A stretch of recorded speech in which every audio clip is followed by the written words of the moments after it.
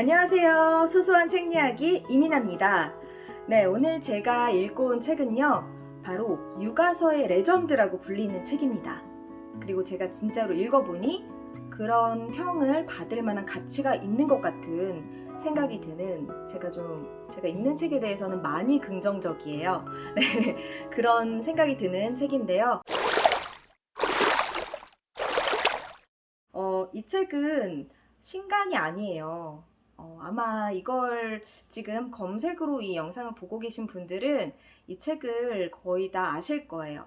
아니면 책을 읽어본 적은 없지만 예전부터 이 책에 나오는 여러 가지 이야기들을 조금씩이나마 들으신 적이 있으실 것 같은 그런 책입니다.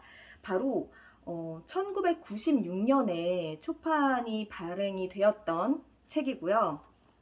또 최근에 11월 11일에 4판 5세가 발행이 됐어요. 제가 사고 나서 알았는데 막 따끈따끈한 출간된 지 며칠 안 된 책을 바로, 며칠이 아니죠, 거의 바로 샀다고 해도 과언이 아니더라고요.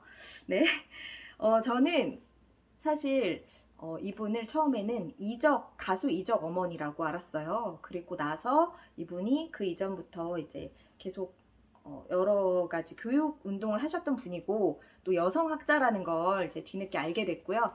또 한 몇 년 전에는 또 한창 제가 육아에 관심이 막 불타오르는 시기에 구청에서 강의하는 이 박혜란 선생님의 강의를 들으러 간 적도 있었어요. 그분 되게 유명하다며? 이러면서 막 신청해서 아침 일찍 아이들 어린이집에 보내놓고 갔었던 기억이 납니다.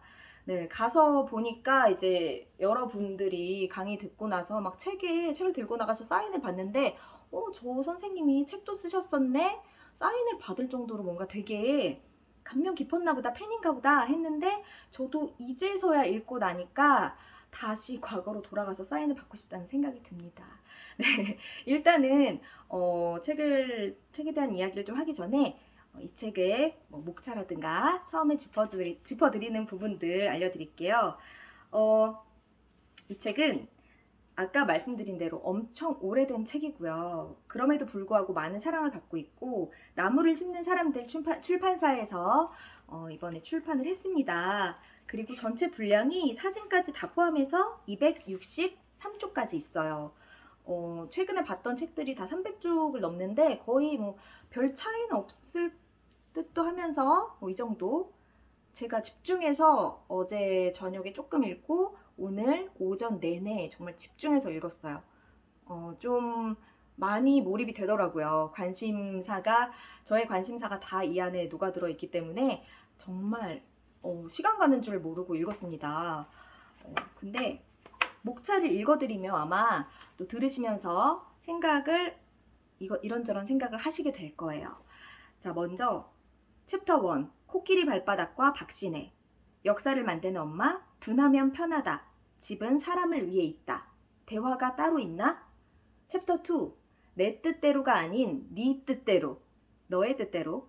당신의 아이는 천재일지도 모른다. 정말 하고 싶은 일을 찾아준다는 것. 이왕 꺾일 기라면 미리 꺾어야지. 내 아이는 내가 제일 잘 안다고? 당신을 닮았네요. 아버지는 아이들에게 누구인가? 챕터 3, 자식 노릇하기도 힘들다고요. 거친 황야를 홀로 걸었다. 모르는 건 끝까지 모른다고 해라. 자꾸만 공부가 재미있어져요. 엄마는 대학을 나왔다면서 그것도 몰라? 고3이 무슨 벼슬이라고. 하나밖에 없는 우리 셋째. 챕터 4, 살면서 가장 잘한 일. 어머니 지금 똥 누고 계셔요. 우리 생활 형편이 어때요? 우리는 어둠의 자식들이에요. 딸이 없어도 섭섭하지 않은 이유. 사촌이 이유만 못할까? 챕터 5, 아이가 크는 만큼 커가는 엄마. 오마이를 잘못 만나서. 엄마 없이도 괘씸하게 잘만 살더라. 천적들과 함께 춤을. 흔들리는 것은 아이들뿐만이 아니다. 세상에서 제일 운 좋은 엄마. 그리고 에필로그, 이제야 바다를 발견하셨어요. 이렇게 차례가 있어요. 차례만 읽어도 분량이 엄청난데요? 네, 그리고 이걸 지금 제가 쭉 읽으면서 책을 읽었던 기억을 쭉 되새길 수 있었습니다. 정말 이런 육아서나 에세이나 이런 책들은 또 저에게 도움을 주는 그런 자기계발서나 이런 책들은 목차만 생각날 때마다 훑어봐도 정말 많은 도움이 되고 기억이 새록새록 이렇게 나는 것 같아요. 큰 도움이 됩니다. 자, 오늘 이야기 드릴 건 이 책은 이미 많은 분들이 알고 있죠. 근데 제가 이렇게 영상을 찍고 기록을 남기는 건 저도 이분이 유명했고 이분의 뭐 이런 육아서가 유명하다는 걸 알았지만 그래도 이제야 이 책을 읽었잖아요. 그리고 막상 주변에 물어보니까 다들 그렇게 알고 있어요. 이분이 남긴 명언들, 유명한 일화 이런 것들은 많이 알고 있는데 막상 책을 직접 읽어본 분들은 드물더라고요. 너무 바쁘니까, 그쵸? 그래서 그분들을 대신해서 책의 이야기를 좀 요약해서 전해드리고 또 책을 보고 싶은 마음을 들게 하는 게 저의 영상의 목표입니다. 네. 네, 그래서 제가 이렇게 다 체크를 해놨어요. 좀 이렇게 바로바로 보고 말씀드릴 수 있도록.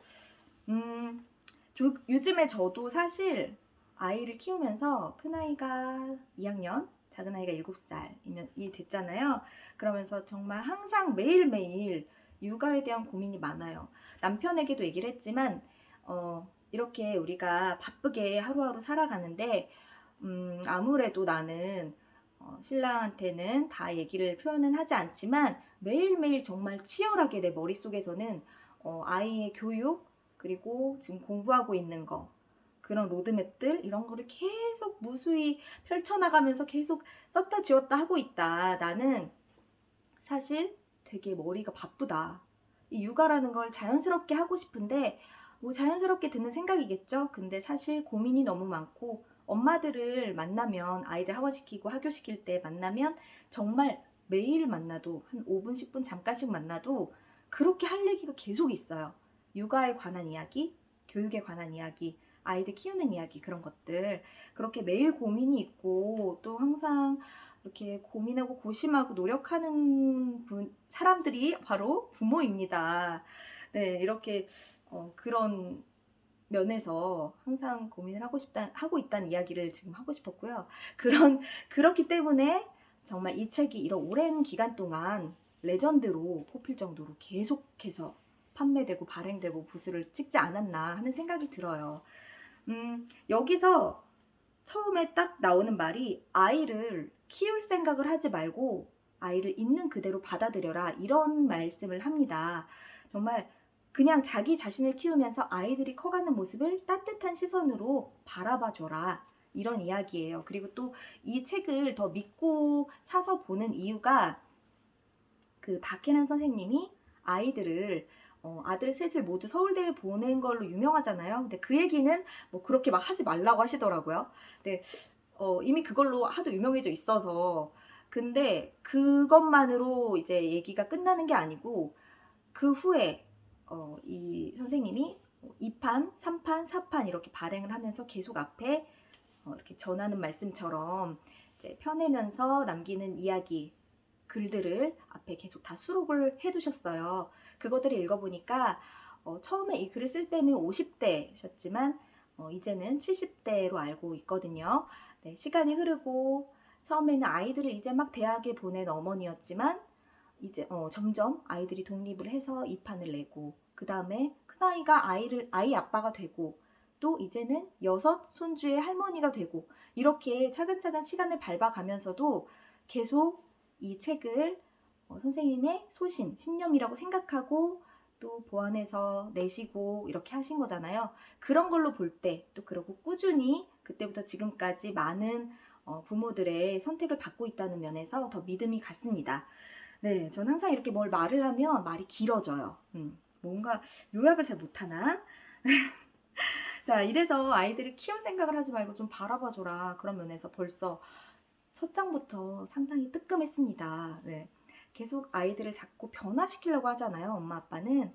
그 면에서 이래서 육아서를 계속 보는구나. 아는 이야기여도 계속 되새길 수 있고 내가 반성하고 생각하고 개선해 나갈 수 있으니까 육아서를 보는구나 라고 생각을 했어요. 또 제가 체크한 겁니다. 이거는 제가 결혼하기 전에 저희 언니한테부터 들었던 이야기 같아요. 이적 어머니가 했던 말이래 하면서 집안이 너무 깨끗하면 아이들 창의성이 저해된대. 차라리 그냥 막 어지러 놓는 게 그 안에서 아이들이 상상력이 풍부해지는 그런 효과를 얻을 수 있대. 이런 말을 들었었거든요. 그걸 드디어 제가 이 책으로 눈으로 확인을 한 거예요. 집이 당신을 위해 존재하는 거지 당신이 집을 위해 존재하는 것이 아닙니다. 아이들의 상상력을 키워주려면 너무 쓸고 닦지 마십시오 라고 하셨어요. 그러니까 정말 제가 볼 때 선생님은 책을 좋아하고 또 공부를 또 중간에 시작을 하기도 하셨고 해서 집안이 정말 어지간히 어지러우셨던 모양이에요. 근데 그때 당시에는 보수적인 시어머니에게 계속 이렇게 잔소리도 듣고 또 아이들을 보면서 내가 너무 살림에 너무 서투르지 않나 하는 자책도 하고 하셨지만 또 이제 여기 나온 바로는 외국에서 공부하던 지인이 집에 와보고는 한국에서는 다들 너무 집에 정말 광인하게 이렇게 깨끗하게 정리하느라 아이들이 너무 이렇게 답답하게 살아가고 있어서 창의성이 저해되는 것 같아서 안타깝다. 이런 집에 여기서 크는 아이들은 정말 창의성이 좋겠어요. 이런 말을 했다고 해요. 그래서 그 말을 듣고 뭔가 되게 오히려 위로를 받고 위안을 받았다는 일화가 있습니다. 근데 정말 맞는 것 같아요. 제가 결혼 전에는 잘 와닿지 않았는데 막상 이렇게 엄마가 되고 집안을 이끌면서 이제 살림을 하면서 아이들을 돌보다 보니까 어떤 날을 보면 집이 나를 위해 있는 건지 내가 집을 위해 있는 건지 모르겠을 때가 있더라고요. 그래서 너무 그게 좀 앞뒤가 안 맞는다. 이거는 내가 아이들을 좀 이렇게 아이들을 키우는 데 초점을 둬야 되는데 어떤 날은 내가 집안을 깨끗하게 광인하게 정리를 했어요. 그러니까 너 카페트 위에서 뭐 먹지 마. 종이 그렇게 잘라놓지 마. 이불 정리한 거 그거 어지럽히지 마. 이렇게 막 잔소리를 하고 있는 거예요. 그 모습이 딱 이걸 두고 하는 말인 것 같았어요. 네, 그 부분에서 이 부분이 아마 가장 유명한 일화일 거예요. 지금 저의 상황에, 지금 저희 아이의 상황에 딱 맞는 일화가 또 있더라고요. 여기에도 지금 3형제잖아요. 저희는 아들이 둘인데 여기는 아들이 셋이에요. 네, 근데 그게 너무 신기한 게 똑같은 뱃속에서 나온 아이인데 적성이 너무 다르고 성향이 너무 달라요. 성격도 너무 다르고 그것도 신기한데 뭔가 이렇게 학습을 해나가는 속도도 그리고 분야도 너무도 다릅니다. 제가 그때도 말씀을 드렸죠. 저희도 큰아이는 한글을 빨리 뜬 데 비해서 둘째는 한글 면에서는 느려요. 그래서 지금 내년에 학교 가는데 아직 한글을 잘 읽지 못해요. 하지만 자기 이름 쓰고 반 쓰고 좋아하는 단어 쓰는 것까지는 할 수 있는데 아직 잘 모르거든요. 근데 여기에 나오는 거예요. 그 서울대에 갔다는 삼형제 중 첫째 분께서 7살 그리고 7살이 될 때까지 또 학교에 들어갈 때도 자기 이름 석자만 쓸 줄 알고 학교에 들어갔대요. 그 부분에서 저는 어머 이러고 또 보게 된 거예요. 그러니까 다른 면에서는 상당히 영특했고 영리하고 하지만 딱 글을 익히는 데는 너무 무뎠던 거죠. 그때 제가 말씀드리지 않았나? 이제 영재에 대한 그런 연구를 하는 곳에서 밝힌 바에 따르면 정말 그 영재인 아이들을 다 조사를 해본 결과 문자 습득력은 그 영재가 된 것과는 아무 관련이 없다라고 하더라고요. 어휘력 이런 거는 오히려 많은 영향이 있는데 문자 자체에 그렇게 집착할 필요는 없는 것 같아요. 근데 여기서도 나와요. 아무 걱정을 안 하고 학교 가서 다 배우면 되겠지 하고 처음에 생각을 하셨대요. 근데 주변에서 한마디씩 하기 시작하는 거죠. 이제 학교 가는데 모르면 어떡해? 너 이러면은 학교 가서 선생님한테 미움받는다? 가서 이상한 취급받으면 어떡해? 막 이런 이야기들을 하나씩 듣다 보니까 괜히 안 하던 걱정이 되는 거죠. 저도 마찬가지거든요. 좀 둘째니까 때 되면 하겠지. 한글 모르는 사람 없으니까 이렇게 놔뒀었는데 주변에서 한마디씩 이렇게 하다 보면 걱정이 돼요. 그래서 이 선생님도 아이에게 엄청 한번 가르쳐 봤대요. 가르쳐 봤더니 역시나 그게 보통 요즘에 친자 확인이라고 하잖아요. 친엄마는 친부모는 정말 아이를 가르칠 때 막 정말 진심으로 막 화가 나고 감정을 이렇게 컨트롤하기가 힘들잖아요.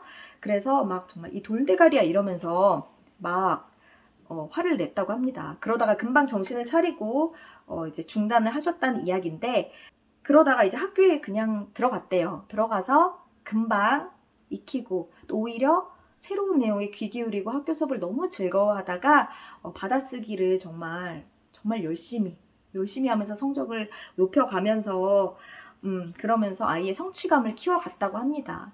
그래도 나중에는 정말 공부 열심히 하고 즐기는 아이가 되었잖아요.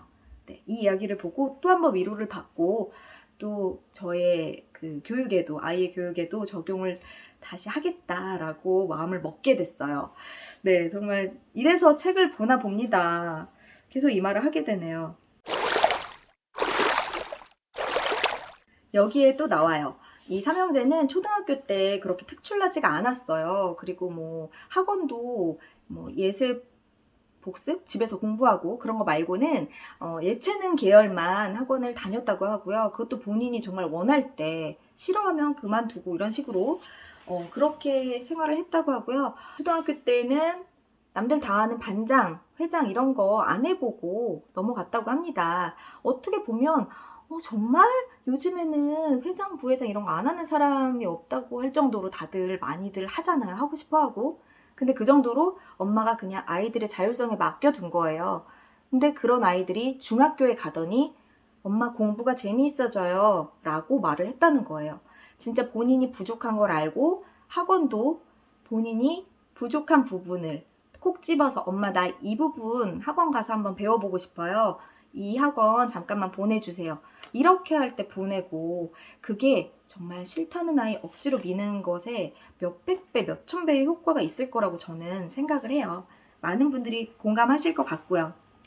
그리고 여기서 또 한 가지, 많은 엄마들이 또 그런 말을 했대요. 이제 너도, 선배 엄마들이 너도 아이 키우다 보면 이제 어느 순간 아이가 너보다 많이 알게 돼서 어느 순간 아이가 엄마를 무시하는 때가 온다. 그때 조심해. 이렇게 말을 했다고 합니다. 그래서 이분도 이제 걱정을 하셨지만 약간 위기가 그때 확실히 왔었다고 해요. 그때 이제 조마조마하면서 말씀하신 게 네가 아는 걸 엄마가 모른다고 해서 엄마를 무식하다고 생각하면 그거야말로 정말 무식한 거야. 아이가 엄마는 그러면 이것도 모를 거면 뭐하러 대학까지 갔냐 했더니 그거를 다 외운 건 아니야. 그리고 많이 배운다는 건 지식을 많이 쌓는 게 아니라 지혜를 배우는 거야. 라고 말씀을 하셨대요. 그래서 아이가 모르는 그 어려운 문제를 가지고 왔을 때 엄마가 모르잖아요. 근데 막 나 이거 몰라 이러거나 네가 알아서 해 아니면 뭐 이런 식으로 넘어가는 게 아니고 이렇게 지혜롭게 대처를 해서 그래서 대학 가서 엄마가 공부를 했지만 엄마가 배운 건 그걸 다 외운 게 아니고 그걸 풀어나가는 지혜를 배웠어. 너도 한번 차근차근 잘 봐봐. 그리고 엄마는 좀 오래돼서 이제 까먹었어. 너가 한번 처음부터 문제를 차근차근 설명해 줄래? 라고 했더니 아이가 처음부터 엄마를 이제 기본 원리부터, 개념부터 설명을 한 거예요. 엄마한테. 그러면서 이게 이랬고 이랬는데 이래서 이런 문제야. 이걸 물어보는 문제야. 라고 스스로 설명을 하다 보니까 알게 된 거죠. 잠깐만 엄마. 이거 나 혼자 푼 것 같아. 이렇게 된 거예요. 근데 그거를 이제 여기서 이 첫째 아들이 그 방법을 한번 경험을 해보고 나서는 정말 고등학교 때까지 그렇게 엄마한테 설명하면서 공부를 하는 습관을 가졌다고 합니다. 정말 좋은 것 같아요. 약간 이렇게 자기가 안 거를 강의하면서 또 아이들이 그 기본 지식을 쌓아가고 정리해 간다고 하잖아요. 그런 거를 알고 하신 것 같아요. 그래서 또 방법을 뭐 동물한테도 그렇잖아요. 물을 갖다 주기보다는 물을 먹는 방법을 알려줘야 된다. 그런 거의 일환인 것 같아요. 직접적으로 지식을 답을 알려주기보다는 스스로 사전을 찾아볼 수 있게 그 사전 찾는 방법을 알려주는 게 부모의 역할이잖아요. 네. 그리고 그게 있어요. 집안을 지적 호기심이 가득할 수밖에 없는 그런 지적 분위기, 공부할 수밖에 없는 지적 자극을 받을 수 있는 분위기로 만들었다는 거죠. 그게 또 유명한 일화잖아요. 집에 책과 신문, 잡지 이런 걸 너무 많이 쌓아두고 또 항상 이 선생님이 공부를 하시면서 큰 책상에서 이제 설거지 끝내고 책을 읽고 있으면 TV 보던 아이들이 하나 둘씩 의자를 가지고 와서 함께 책을 읽었다고 해요. 그만큼 이제 부모의 역할이 많은 말이 필요 없고 몸으로 보여주는 게 그런 게 중요한 역할인 것 같아요. 네. 자, 여기 보면 제가 찝어둔 내용이 너무 많아요. 그냥 보면서 또 한편으로는 저는 내가 위로받은 부분이 있었어요. 네, 그래서 제가 여기서 제가 위로받은 부분을 말하기에 앞서서 한 줄 서평 남겨볼게요. 저의 서평은 나도 할 수 있구나 예요. 너무 간단하죠? 너무 짧고 또 너무 허무하지 않나요? 이렇게 말하니까 너무 허무한데 보면서 느꼈어요. 뭐 되게 어렵고 거창한 내용이 아니에요. 여기 선생님 박혜란 선생님도 말씀하셨지만 뭐 서울대에 가는 방법, 뭐 공부를 잘하는 비법, 어떻게 교육을 시켰는지 그런 자세한 얘기를 기대했다면 그거는 오산이다. 그런 내용은 없다. 그냥 내가 어떤 마음가짐으로 아이들을 키웠고 그런 내용을 담담하게 풀어간 이야기예요. 네, 보니까 정말 와닿는 게 제가 또 위안을 얻은 건 나도 한 번씩은 아이들한테 상당히 무심한 엄마예요. 그 부분을 많이 위로를 받았습니다. 네, 그거를 꼭 뭐 잘했다 이건 아니지만 여기서도 많이 나와요. 선생님이 아이를 키우고 어쨌든 요즘에 우리나라 사회에서 말하는 결과가 좋으니까 좋은 학교에 보내니까 자식 농사 잘 지었네 그러면서 이제 많이 유명해지셨지만 그래서 아전인수식으로 말씀을 하는 것 같다라고 본인도 말씀을 하세요. 근데 이제 저 같은 경우는 아직 완전히 아이 육아의 이제 초반 단계에 있지만 그래도 지금 내가 하고 있는 일이 그렇게 내가 하고 있는 육아 스타일, 교육 방식이 완전히 잘못된 건 아니구나. 나도 지금부터라도 정말 이렇게 더 마음을 지금보다도 더 약간 내려놓고 하면 그래도 아이를 행복하게 정말 스스로 행복한 아이로 자라날 수 있도록 그렇게 만들어 줄 수 있지 않을까 하는 용기가 생겼습니다. 네, 지금 이 책 안 보고 이 영상 보시는 분들은 꼭 한번 책 봐보세요. 정말 그냥 소설책처럼 술술 읽히고 또 이게 아이를 가진 부모 말고도 결혼하지 않은 분들도 읽으면서 많이 위안과 힐링을 한다고, 위안을 받고 또 힐링을 한다고 합니다. 네, 한번 꼭 보시길 추천드리고요. 선생님의 신작들이 또 있더라고요. 그런 책들을 또 하나씩 천천히 찾아서 봐야겠어요. 그러면 저는 다음에 또 다른 책 읽어보고 와서 만나볼게요. 다음 시간에 만나요. 안녕!